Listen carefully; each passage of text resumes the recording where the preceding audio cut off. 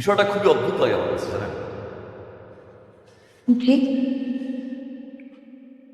এই যে ছেলেপক্ষ যখন দেখতে আসে, মেয়ের একটা অদ্ভুত ক্যারেক্টার নিয়ে থাকে, মনে হয় ভাজা মাছটা উল্টে খেতে পারে না।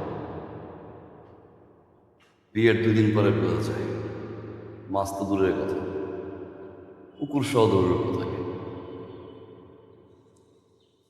এটা আপনার ভুল ধারণা। সবাই এক হয় না। সব মেয়েরা না সেম লাইনটাই দেয়, সবাই একরকম না। জামাই যখন 12টার সময় বাসায় আসে তখনই খেলা শুরু হয়ে যায়। 12টা 1টার দিকে তো আসতেই পারে। এটা তো তার স্বাধীনতা। তার তো নিজের পরিবারের বাইরেও আরেকটা জীবন আছে, বন্ধু আছে, কাজ আছে। ওগুলো নিয়ে তো আমি ইন্টারফেয়ার করতে পারি না। আর যদি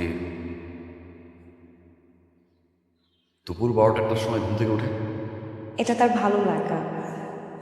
যেমন আমি খুব সকালে উঠি, 1 কাপ চা খাই, এটা আমার ভালো লাগা। ঠিক তেমনি সে যদি 12টা 1টা বাজে ঘুম থেকে ওঠে, এটাও তার ভালো লাগা। আর স্বাধীন